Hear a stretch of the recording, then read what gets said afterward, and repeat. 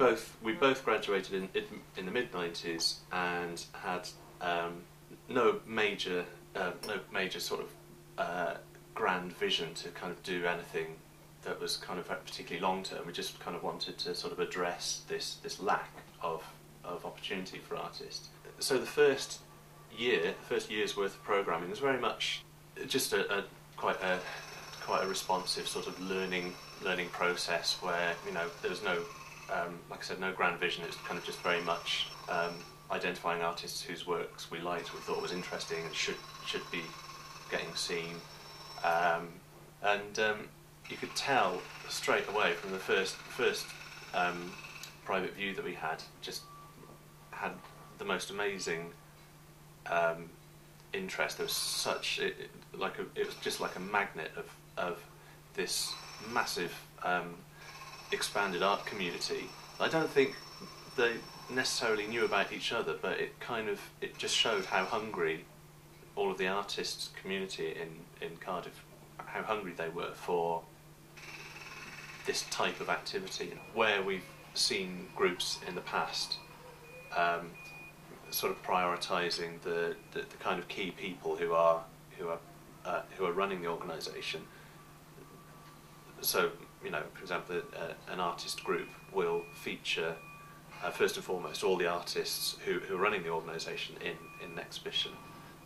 We wanted to kind of steer very clear of that, not because we don't think that's a good way of working, but it's because we thought that wasn't appropriate to the context, the kind of Wales context at the time, where there were so few opportunities for artists to be exhibiting. We kind of just wanted to make it very apparent that this new project that was happening was for everyone, and it wasn't just a closed sort of Anthony and Chris and their mates kind of thing. So I think it's difficult to kind of develop your career without skewing and stay in the same organisation without skewing the organisation off on the wrong kind of tangent. So we've always, at every stage of G39's development, we've always been very deliberate about retaining our kind of the level of artists that we want to support. So maybe, I don't know, 4 or 5 years into G39's existence, we now had the next generation of artists underneath us. And were we going to continue representing our generation, or were we going to start looking at